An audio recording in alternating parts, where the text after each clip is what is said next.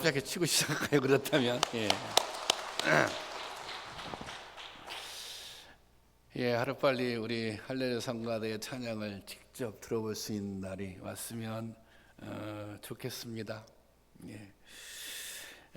오늘 또 말씀 가운데 주님께서 우리에게 주시는 은혜가 있을 줄로 믿습니다. 여러분, 은혜 받는 게 참 중요하죠. 왜냐하면 우리가 은혜를 받아야 신앙생활을 잘 할 수 있기 때문입니다. 또 우리가 은혜를 받아야 하나님의 뜻을 잘 이제 분별할 수 있기 때문입니다. 오히려 지금 이 시대는 더 정말 절실하게 우리 모두에게 하나님의 은혜가 필요한 때다, 그렇게 믿습니다. 그런 여러분들이 사모하고 갈급하는 심령으로 예배를 드리고 말씀을 들을 때 주님께서 더 큰 은혜를 주실 줄로 믿습니다. 우리는 흔히 좋은 믿음 그리고 나쁜 믿음, 이렇게 믿음을 표현하고 믿음을 평가합니다. 아무개는 좋은 믿음을 가졌어. 아무개는 믿음이 좀 별로인 것 같아. 좋지 않은 것 같아. 하지만 우리의 믿음에 대한 정확한 평가는 마지막 날에 하나님 앞에 섰을 때 비로소 이루어질 것입니다. 저는 이런 얘기 한 적 있죠. 천국에 가보면 깜짝 놀라게 될 것이라고. 왜냐하면 이 성도님은 분명히 천국에 있을 줄 알았는데 그분이 없는 거예요. 그 목사님이 거기 안 계신 거예요. 그런데 이분은 천국에 오실 분이 아니라고 생각했는데, 이 세상에서 신앙생활 할 때는. 그런데 그분이 천국에 있는 거예요. 그죠? 그러니까 우리가 지금 보는 눈과 또 우리 중심을 보시는 하나님의 판단은 틀릴 수 있는 거죠. 그래서 우리는 하나님 앞에 서게 될 그 날을 생각하며 끊임없이 자기 자신을 성찰하며 살아가야 하는 것입니다. 그렇다면 믿음의 가장 중요한 평가 기준은 무엇일까요? 우리가 그 사람의 믿음을 평가할 때, 어떤 사람의 믿음을 평가할 때 가장 중요한 기준은 무엇일까요? 그 첫 번째는 신앙 고백입니다. 예수님을 구주라고, 예수님을 주님이라고 고백하는 그 믿음이 있는가? 신앙의 출발은 거기서부터 시작하는 것이거든요. 예수님이 주님이시다, 예수님이 구세주다라고 하는 고백이 분명하고도 확실하게 있는가? 그리고 그 다음에 중요한 것은, 그런 고백이 있다면 그 고백에 합당하게 살아가고 있는가? 이 고백에 합당하게 살아간다고 하는 뜻, 그 의미는 우리가 예수님을 주님으로 고백하잖아요. 그분을 우리의 삶의 주인으로 고백하게 되잖아요. 그러면 당연히 마땅히 예수님의 가르침대로 살아야 한다는 것입니다. 완벽하게 그렇게 살지는 못하더라도 적어도 내 삶의 지향이, 내 삶의 목표가 예수님의 가르침대로 살아야지, 나의 주님이신 하나님의 뜻대로 살아야지, 이렇게 방향이 맞춰져 있어야 한다는 것입니다. 여러분은 예수님을 구주와 주님으로 고백하십니까? 그렇다면, 그렇게 고백한다면 여러분의 고백을 여러분의 삶을 통해서도 증거할 수 있기를 바랍니다. 야고보 사도가 행함이 없는 믿음은 죽은 믿음이라고 선포했던 걸 여러분 기억하시죠? 당시에 야고보 사도가 그런 메시지를 선포했던 당시에 그 말씀을 듣는 성도들은 다 믿음이 있었어요. 다 그런 고백에 대한, 예수님이 주님이라고 하는, 그리스도라고 하는 고백에 대한 확신이 있었어요. 그런데 그들은 고백은 있었지만 그 고백에 걸맞는 삶을 살지는 못한 거예요. 예수님이 주님이시다, 예수님이 그리스도다, 이것은 그냥 입술의 고백에 머물러 있었던 것입니다. 그래서 야고보 사도는 삶의 실천을 강조하는 것입니다. 온전한 신앙 고백이라고 하는 것은 입술뿐 아니라 무엇을 통해서, 삶을 통해서 나타나야 한다는 것입니다. 오늘 본문에서 예수님께 놀라운 믿음이라고 인정받는 사람이 등장합니다. 오늘 10절을 보면 10절 다 같이 한번 읽어보실까요? 시작.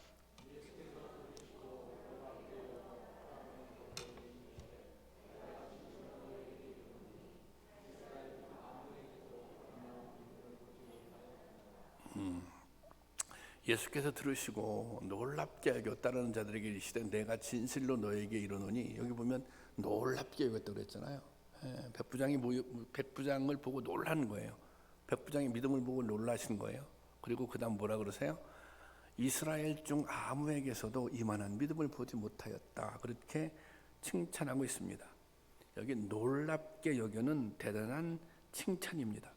성경을 보면 예수님께서 이 땅에 사시는 동안 놀랄 일이 없었습니다. 이게 놀랍다라고 하는 표현이 딱 한 군데 더 나와요. 그것은 여기하고 이곳에 사용한 의미하고 틀려요. 여기는 정말 깜짝 놀랐다는 거거든요.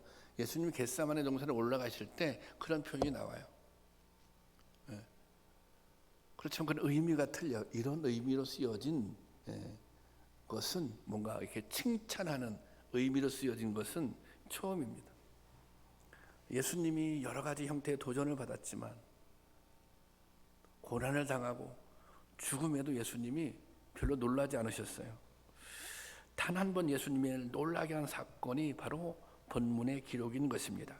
그런데 뜻밖에도 예수님을 놀라게 한 사람, 무엇을? 믿음을 통해서 예수님을 놀라게 한 사람은 유대인이 아니에요. 하나님을 열심히 믿었던 유대인들도 아니고 제자들도 아니고 백부장이라고 하는 사실입니다. 이 백부장은 당시 유대를 통치하던 로마 군인의 지휘관이었습니다. 이방인인 백부장이 어떻게 예수님께 그 믿음을 칭찬받을 수 있었던 것일까요?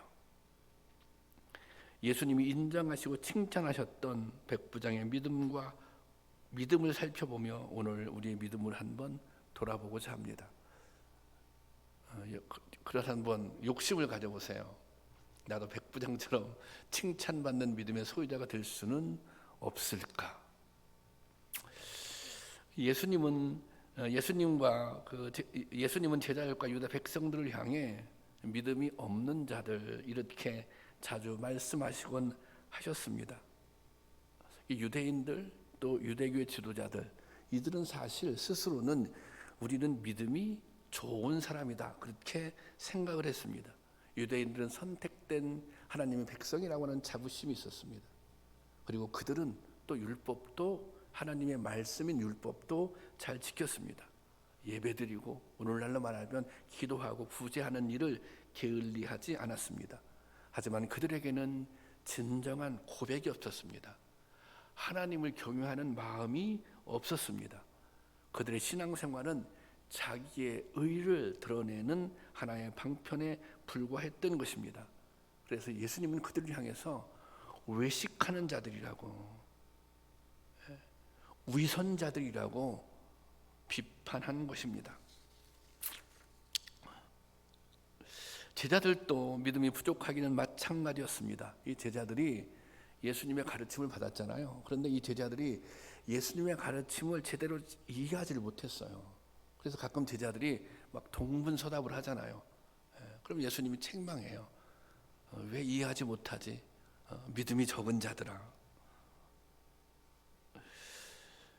예수님은 제자들이 믿음이 부족한 것을 안타깝게 생각하셨습니다. 하지만 제자들은 예수님의 고난과 부활을 경험하면서 후에야 예수님의 가르침을 온전히 이해하게 되었고 온전한 믿음에 이르게 된 것입니다. 시간이 많이 걸렸던 거예요. 제자들도. 그러니까 부활을 경험한 후에야 제대로 예수님에 관한 믿음을 갖게 된 것입니다. 그런데 백부장은 달랐습니다. 이 백부장은 달랐어요. 백부장은 예수님께 대한 분명한 믿음이 있었습니다. 그것이 무엇을 통해서 드러나나요?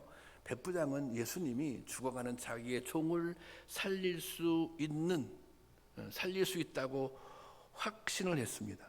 그리고 그 확신뿐만 아니라 장교는 군인은 부하에게 명령을 하잖아요. 그런데 자기가 명령을 하면 부하들이 다 듣는다는 거예요. 그런 것처럼 예수님도 우리 굳이 집에 오실 필요 없이 그냥 말씀만 하시라고, 명령만 하시라고, 그러면 아마도 종의 병을 낫게 될 거라고 그렇게 믿었던 것입니다. 7절 말씀 보겠습니다. 7절. 시작.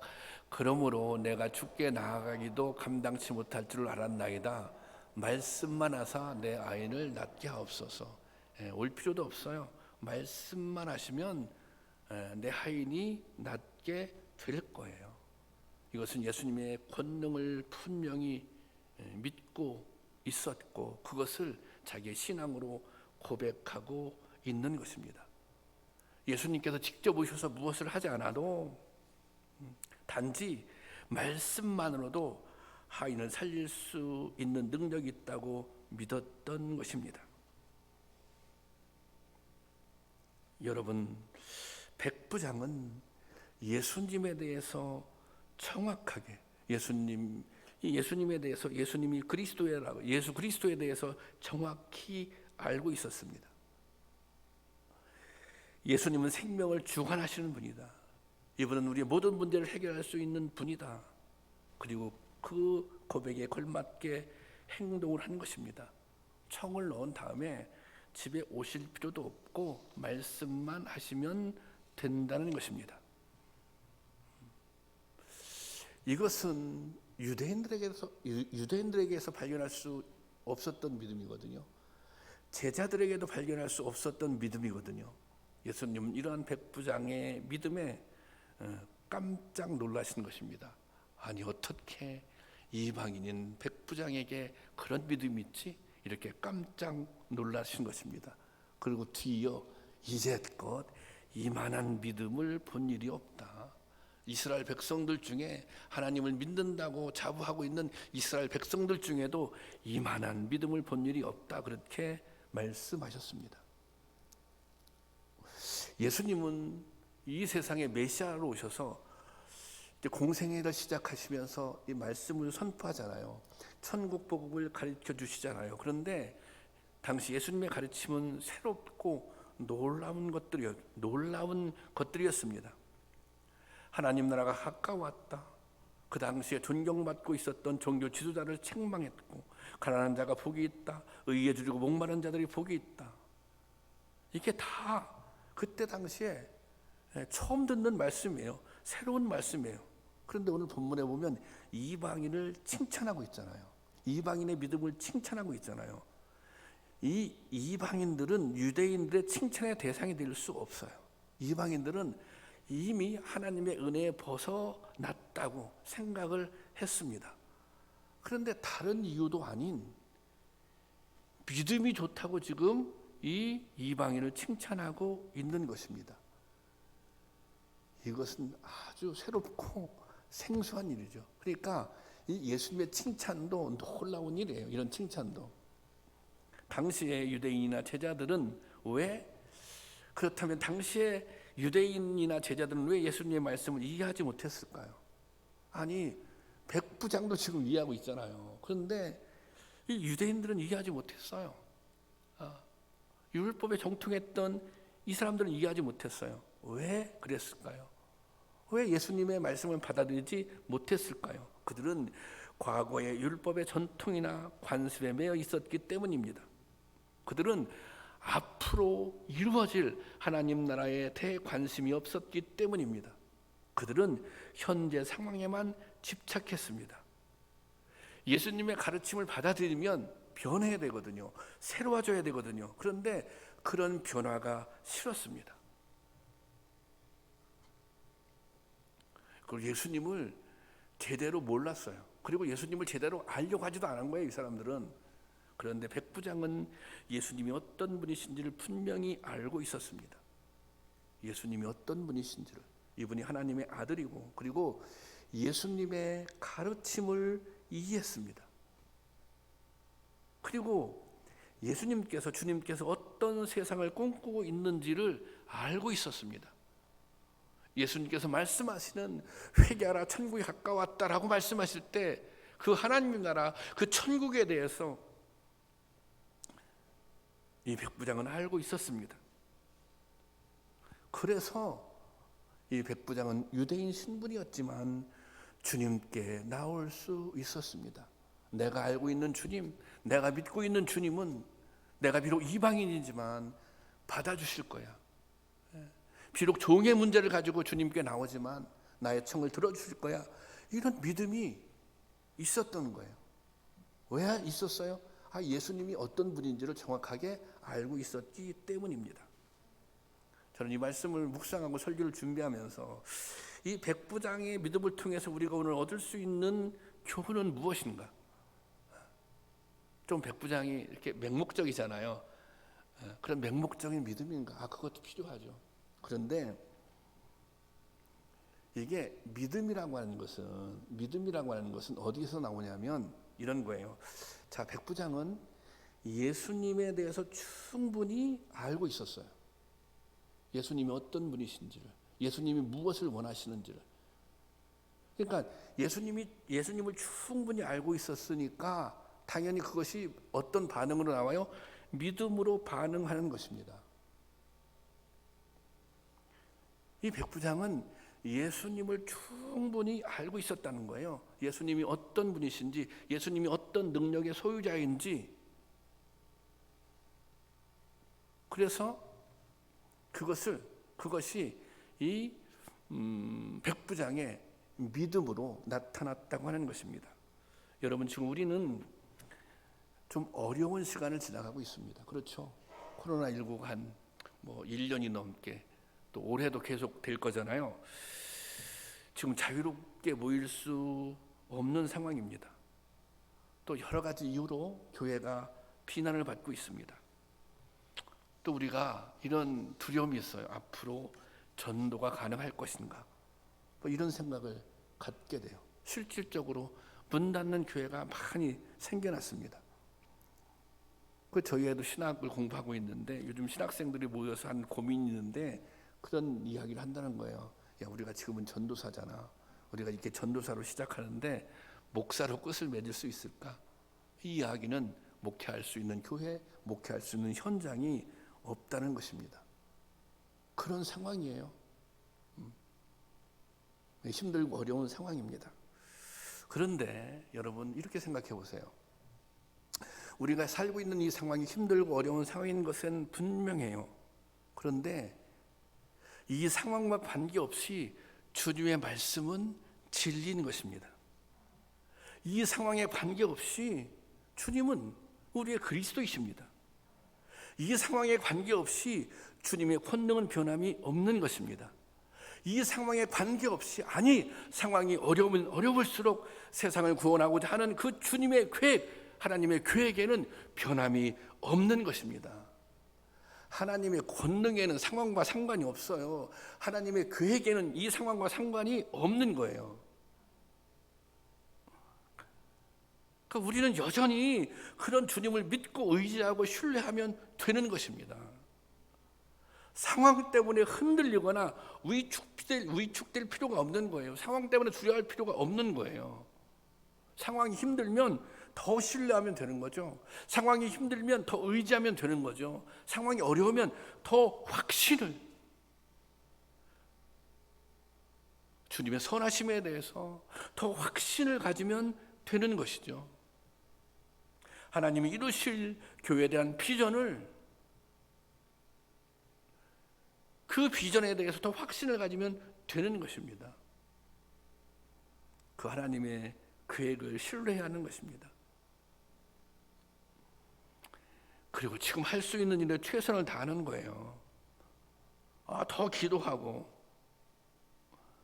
더 신령과 진정으로 예배하고, 핑계거리 만들지 말고 오히려 교회 못 나오더라도 가정에서 더 진지하게, 더 마음의 중심을 다해서 예배드리고, 그리고 용기를 가지고 믿음으로 살아가야 하는 것입니다. 그렇게 할 때 반드시 하나님의 놀라운 역사를 경험하게 될 것입니다. 아멘이십니까? 그렇게 믿으시기를 바랍니다. 제발 좀. 백부장의 행동은 당시 통념으로는 이해하기 어려운 특별한 점이 있습니다. 사실 이렇게 예수님께 나온 것도 특별한 거예요. 근데 왜 그렇게 나왔다고 그랬어요? 아니, 예수님을 잘 알았으니까, 예수님이 어떤 분인지 알고 거기에 대한 믿음이 있었기 때문에 그렇게 나온 거예요. 그런데 종에 대한, 자기가 데리고 있는 종에 대한 태도도 특별합니다. 당시 종은 주인의 재산 목록 중에 하나일 뿐이었습니다. 종은 주인이 마음먹기에 따라서 죽이기도 하고 살리기도 하는 그런 소모품과 같은 존재였습니다. 병이 들거나 심하게 다치면 그냥 방치해서 죽게 하는 게 다반사였습니다. 그런데 백부장은 그 종을 위해 자신의 지위와 체면을 내려놓았습니다. 유대인들도 이 백부장, 로마 사람들이죠, 안 좋아했죠. 안 좋아할 수밖에 없죠. 근데 백부장도 이 유대 사람들을 안 좋아했습니다. 그래서 찾아온 거예요. 누가복음에서 백부장의 사랑하는 종, 이 누가복음에도 같은 내용이 나오는데요. 이 누가복음에는 백부장의 사랑하는 종이라고 기록되어 있습니다. 누가복음 7장 2절 말씀인데요. 보세요. 어떤 백부장의 사랑하는 종이 병들어 죽게 되었더니 그랬어요. 여기 그냥 백부장의 종 이게 아니라 뭐라고 써요? 백부장의 사랑하는 종.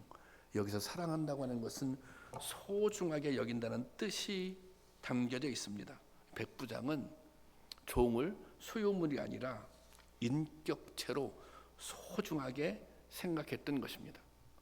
당시에 종은 무시하는 것이 당연합니다. 함부로 대하는 것이 당연합니다. 하지만 백부장은 그런 종을 소중하게 여기고 진심을 다해, 마음을 다해 사랑했던 것입니다.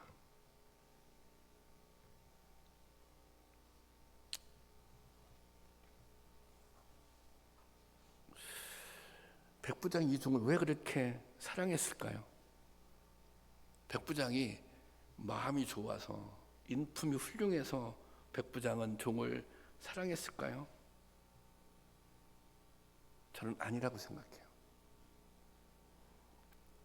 백부장은 예수님의 가르침을 이해하고 있었습니다. 아니, 예수님이 어떤 분인지를 정확하게 알고 있다고 했잖아요. 그러면 예수님의 가르침도 이해하고 있었겠죠. 예수님의 가장 강력한 가르침이 무엇입니까? 사랑 아닙니까? 사랑. 예수님이 말씀하시는 사랑은 신분이나 인종을 초월하는 사랑입니다. 그리고 예수님의 우선적인 관심은 가난한 자, 병든 자, 소외받은 자들에게 있었던 것입니다. 이 백부장은 약자를 돌보고 사랑하라는 주님의 가르침을 따르고 있었던 것입니다. 백부장이 종을 이렇게 사랑한 이유, 거기에 예수님의 가르침이 있었다고 하는 것입니다. 예수님을 알고 예수님을 믿었기 때문에 예수님의 가르침대로 살아갔던 것입니다. 백부장이 그냥 좋은 사람이라 그러는 것이 아니라, 백부장이 인격적으로 훌륭한 사람이라 그러는 것이 아니라, 그래도 이해하기 어려운 대목이 있어요. 종의 문제에 이렇게 집착하는 백부장의 모습이. 그런데 여기에 답을 얻을 수 있는 것은 그가 예수님의 가르침에 따랐다는 것입니다. 왜? 예수님을 믿었으므로. 여러분, 이것이 너무너무 중요합니다. 예수님의 가르침대로 살았다. 예수님의 가르침대로 살았다. 당시 유대교 지도자들은 이 예수님의 가르침을 받아들이지 않았습니다. 거부했어요. 거부한 정도가 아니라 막 대들었죠, 예수님께. 그들이 그렇게 한 이유는 예수님의 말씀대로라면 자기들이 가지고 있는 권위를 내려놓아야 합니다. 자기들이 그동안 누려왔던 기득권도 포기해야 합니다.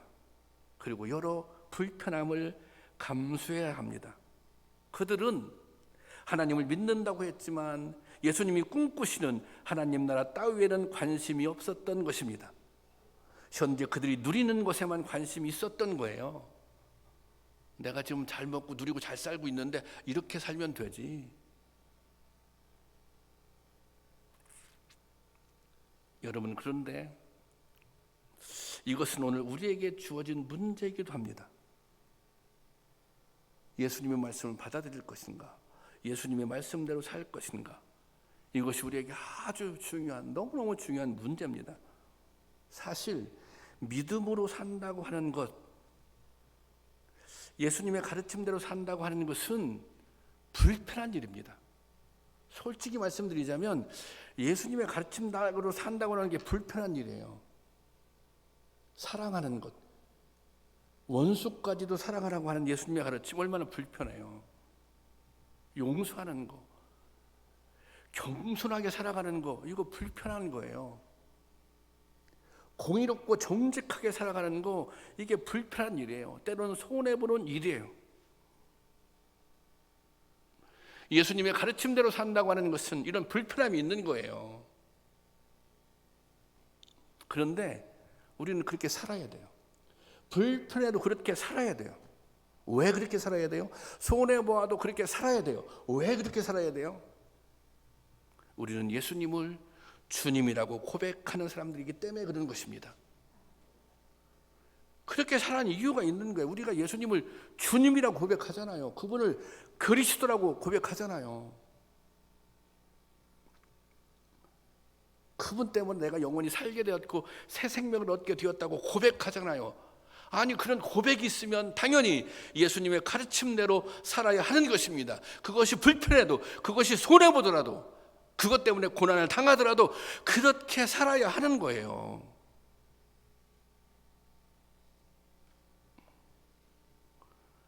근데 우리는 그렇게 잘 못 살잖아요. 거기에 오늘 교회에 문제가 있는 거예요. 거기에 오늘 성도의 삶에 문제가 있는 거예요. 이 땅에 수많은 그리스도인들이 있어요. 그런데 믿음이라고 하는 것은 한순간 마음속에 일어나는 어떤 감동이 아닙니다. 교회에 와서 여러분이 예배를 드립니다. 감동이 있어요. 은혜를 받아요. 믿음이 좋은 것 같죠. 그런데 교회 밖을 나서는 순간부터 하나님과 상관없는 사람처럼 살아갑니다. 그런 사람은 진정 그리스도인이 아닌 것입니다. 여러분, 진짜 신앙생활은 어디서 해야 되는지 알아요? 세상에서 해야 되는 거예요. 세상에서. 진짜 신앙생활은 교회 와서 은혜 받고, 교회 와서 새 힘을 얻고, 필요하면 훈련도 받고, 그 다음에 그 힘으로, 그 능력으로 세상에 나가서 사는 거예요. 예수님의 가르침대로. 그렇게 살다 보면 지치기도 하고 힘들기도 하고 상처받기도 하고, 그럼 다시 교회 와서 예배드리면서 자기의 정체성을 확인하는 거예요. 내가 성도지, 내가 하나님의 자녀지, 내가 은혜 받은 사람이지. 그리고 또 세상에서 그렇게 살아가는 거예요.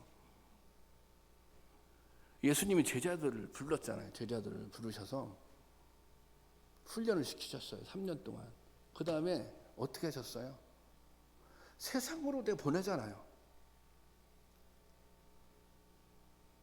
아니, 세상으로 보내잖아요. 세상으로 파송하잖아요. 너희 세상으로 나가서 내 가르친 대로 살아라. 이 땅에 하나님의 다스림이 오게 하라. 그런 사명을 세상에 나가서 감당하라. 세상에 파송하는 거잖아요. 그러니까 우리가 세상에 나가서 예수님의 가르침대로 사는 게 너무너무 중요합니다. 한국 교회의 위기를 극복하는 힘이 여기에 있는 것입니다. 한국 교회의 위기를 극복하는 힘이 여러분들이, 우리가 교회 안에서 신앙생활 잘하는 데 있는 것이 아니라 교회 안에서 신앙생활 잘해야지. 그래서 그 힘을 얻고 하나님의 선하신 뜻을 분별한 다음에 세상에 나가서 예수님 가르침대로 살아야 하는 거예요. 그래야 교회에 희망이 있는 거예요. 그래야 교회의 위기를 극복할 수 있는 것입니다. 우리가 가장 훌륭한 교회 모델로 초대교회를 얘기합니다. 초대교회는 알다시피 놀라운 부흥을 이루었던 교회입니다. 세상에도 강력한 영향력을 끼쳤습니다. 세상 사람들로부터도 칭찬을 받는 교회였습니다. 그렇다면 초대교회는 상황이 좋았습니까? 아니, 초대교회는 성도들이 편안하게 신앙생활하고 편안하게 교제하고 편안하게 복음을 전도할 수 있는 그런 상황에 놓였던 교회였습니까? 초대교회는 박해가 일상이었습니다. 우리는 코로나 때문에 가정에서 비대면으로 예배를 드리지만 그들은 박해 때문에 가정에서 때론 지하에서 숨어서 예배를 드렸습니다. 초대교회는 최악의 상황이었지만 교회를 굳건하게 지켰을 뿐 아니라 부흥도 이뤄냈습니다. 세상 사람들의 칭찬도 받았습니다. 그래도 교회가 대안이야. 교회가 예수 믿는 사람들 때문에 희망이 있어. 그런 칭찬을 그때 당시에 교회가 믿지 않는 사람들로부터 받았던 것입니다. 그 비결이 무엇입니까? 왜 초대교회는 그 상황에서 그런 부흥을, 그런 인정을, 그런 영향력을 받을 수 있었습니까? 답은 한 가지예요. 예수님의 가르침대로 살았다는 거예요. 예수님의 가르침대로. 그들은 목숨 걸고 예수님의 가르침대로 살았다는 거예요. 예수님의 가르침대로 사는 게 힘들죠. 어렵죠. 그들은 고난도 당했죠. 제자리 죽음도 당하잖아요. 예수님의 가르침대로 사는 건 힘든 거예요. 어려운 거예요. 사실 내가 가지고 있는 능력으로 안 되는 거예요. 그래서 초대교회 교인들이 가장 많이 한 게 뭐예요? 기도했잖아요. 그래서 초대교회를 우리가 성령 충만, 초대교회 그러면 성령 충만하다고 얘기하잖아요. 그들이 성령 충만해서 기사와 이적이 나타났다. 그런데 이 기사와 이적이 중요한 게 아니고 그 전에 그들은 성령 충만했어요. 성령 충만한 능력으로 예수님의 가르침대로 산 거예요. 어디까지? 목숨 걸고 성령 충만해서 두려움 없이 담대하게 용감하게 예수님 가르침대로 산 거예요. 어디서? 세상에서.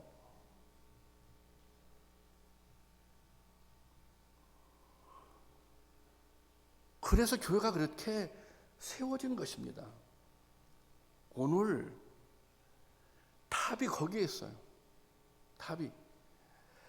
오늘 한국교회가 가지고 있는 모든 문제들은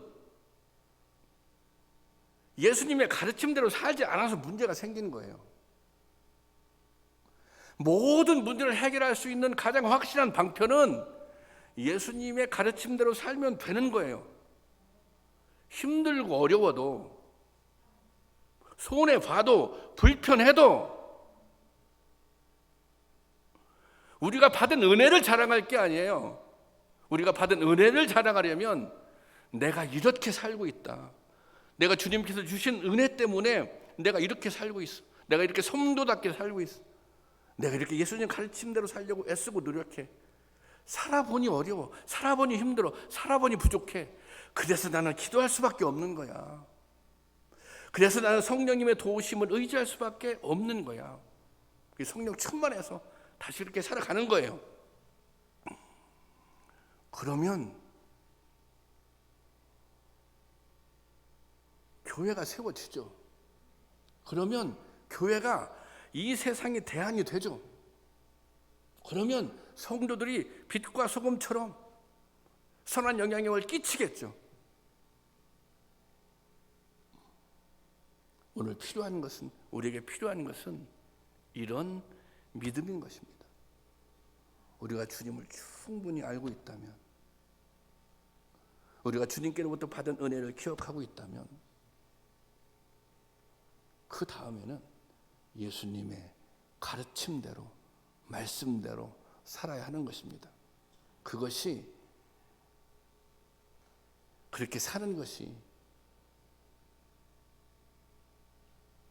이 세상에 교회가 희망으로, 이 세상에서 성도들이 희망으로, 빛으로 남는 길인 것입니다. 부족하더라도 기도하면서 그 길을 우리가 가야 하는 것입니다. 왜냐하면 우리는 예수님을 주님이라고 고백하는 성도들이기 때문에 그렇습니다. 그런 은혜가 있기를 주님의 이름으로 축원합니다. 기도하겠습니다. 사랑의 아버지 하나님, 우리의 믿음이 삶의 고백이 되게 하여 주시옵소서. 우리가 예수님을 주님으로 고백한다면, 우리가 하나님을 아버지라고 고백한다면 그 고백에 걸맞는 삶을 살게 하여 주시옵소서. 우리가 부족하지만 성령의 능력을 덧입어서 말씀대로 살게 하여 주시옵소서. 그것이 이 세상의 희망이고 그것만이 교회가 이 세상의 희망이 되는, 든든하게 세워지는 길인 줄로 믿습니다. 그런 은혜를 우리에게 허락하여 주시옵소서. 예수님의 이름으로 기도하옵나이다. 아멘.